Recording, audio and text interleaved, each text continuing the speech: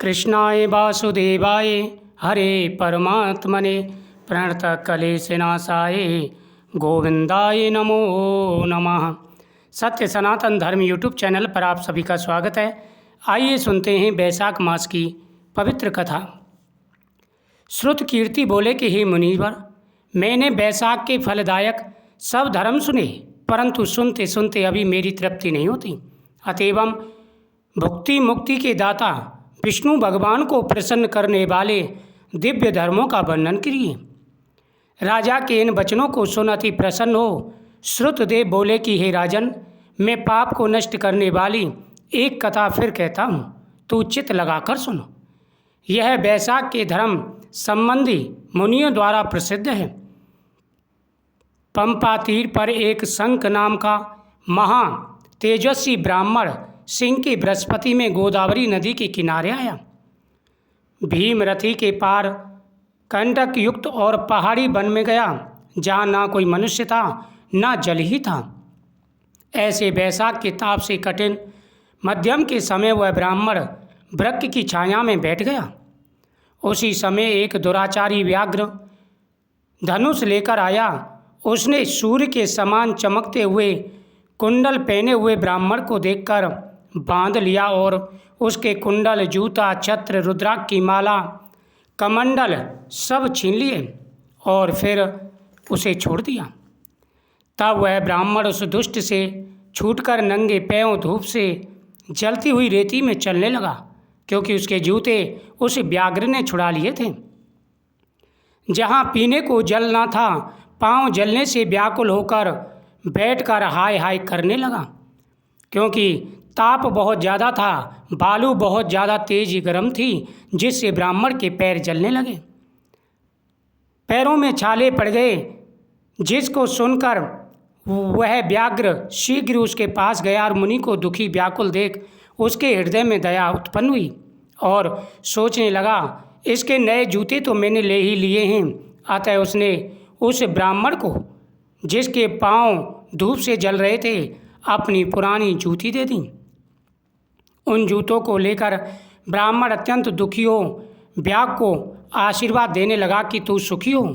तूने बैसाख में जो यह दान दिया है, इससे तेरे पुण्य उदय हो जाए और जिसके प्रभाव से विष्णु भगवान भी प्रसन्न हो जाते हैं। यानी ब्राह्मण का हृदय कितना कोमल होता है। ब्राह्मण की सारी चीज़ें उसने ले ली और उसने अपने पुराने जूते ब्राह्मण को दिए, तो ब्राह्मण ने तब भी उसको आशीर्वाद दिया। आशीर्वाद देने लगा कि तू सुखी हो, तूने बैसाख में जो ये दान दिया है, इससे तेरे पुण्योदय हों, जिसके प्रभाव से विष्णु भगवान भी प्रसन्न हो जाएंगे।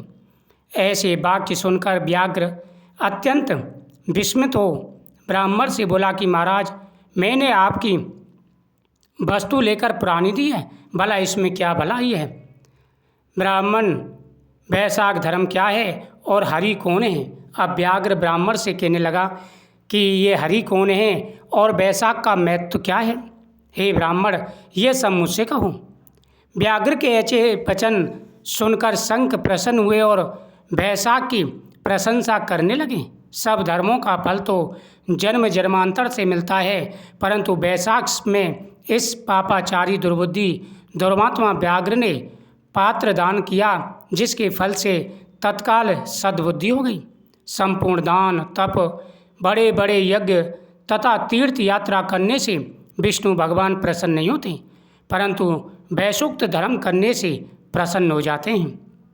इस माधव मास में जो कृत्य थोड़े से धन से सिद्ध होते हैं, वह बहुत खर्च करने से अथवा दान या धर्म यज्ञों के करने से भी नहीं होते। इस मास में ताप नाश करने वाली पादका तूने मुझको दी, इससे भगवान तेरे ऊपर प्रसन्न हो गए। अब तुझे कल्याण की प्राप्ति होगी। जब मुनीश्वर ऐसा कह रहे थे, उसी समय मृत्यु द्वारा प्रेरित बड़ा बलि सिंह व्याघ्र के वध के लिए अत्यंत क्रोध कर दौड़ता हुआ आया। बीच में देव योग से देव कल्पित हाथी को देखकर पहले उसको मारने का महान उद्योग करने लगा। उस वन में उन दोनों सिंह और हाथियों का ऐसा संग्राम हुआ कि दोनों थक कर गिर पड़े और दोनों एक दूसरे को देखते देखते रहे। इधर जो कथा मुनीश्वर ने व्याघ्र को सुनाई, देव योग से उन दोनों ने भी वही कथा सुन ली, जिसके सुनने से उसके शरीर निर्मल हो गए और सब पापों से छूटकर तत्काल पशु योनि त्याग कर स्वर्ग जाने को तैयार हुए। वे दोनों सिर झुका हाथ जोड़े खड़े रहे। फिर धर्म उपदेश मुनिवर मार्ग में व्याघ्र के निमित्त उन्हें देख विस्मित हो पूछने लगे कि तुम कौन हो? तुम्हारा जन्म दुष्ट योनि में क्यों हुआ? अकारण ही वन में एक दूसरे को मारने को क्यों गद हुए? तुम्हारी मृत्यु कैसे हुई? हे निष्पापो, सब कथा मुझसे विस्तार पूर्वक कहो। जब वो शंख मुनि व्याघ्र को कथा सुना रहे थे, उसी समय सिंह और हाथी की महाभयंकर लड़ाई हुई और मुनि की कथा सुनकर के उन्होंने शरीर त्याग दिया। फिर मुनि ने उनसे पूछा कि तुम लोग कौन हैं? मुनि के ऐसे वचन कहने पर मतंग मुनि के दंतिल और कोलाहल 2 पुत्र हुए।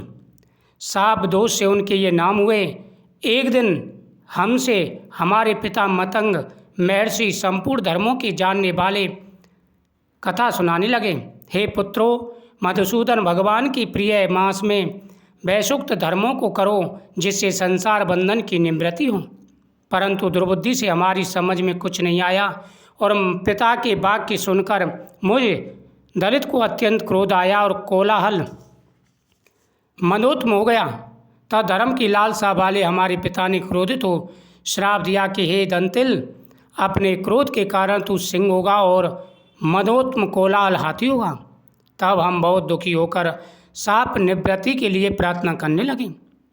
तब पिता ने शाप मोक्ष का उपाय बताया कि तुम दोनों पशु योनि पाकर थोड़े दिन पीछे एक दूसरे को मारने को गद हो जाओगे। उसी समय व्याघ्र और शंख के वैशाख धर्म विषयक संवाद देव योग से तुम्हारे कानों में जाएंगे। तब तत्क्षण तुम्हारी मुक्ति हो जाएगी और शाप से छूट पूर्व रूप धारण कर मेरे पास निवास करोगे। पिता के श्राप से हमको पशु योनि मिली और अब जो कुछ हुआ आपने देखा। देव योग से हम दोनों यहाँ चले आए और आपका दिव्य संवाद सुना। हे मुनिवर, उसी के प्रभाव से तत्काल मुक्ति हो गई। यह कथा कह दोनों ने मुनीश्वर को नमस्कार कर मुझसे आज्ञा मांग अपने पिता के पास चले गए। सो सब कथा दयानिधि मुनि ने व्याघ्र को सुनाई। देखो वैशाख का कैसा महत्व है। जब मुनि ने इस प्रकार कहा, तब व्याघ्र अपने शस्त्र फेंक कृपालु निष्प्रत प्रबल बुद्धि ऋषि से कहने लगा कि हे मुनीश्वर, कृपा करके मुझे भी इस वैशाख मास के बारे में बताइए। हे मुनिवर, मैं इसके बारे में कुछ नहीं जानता, कृपया करके मुझे पूर्ण विस्तार से बताइए। ओम नमो भगवते वासुदेवाय नमः।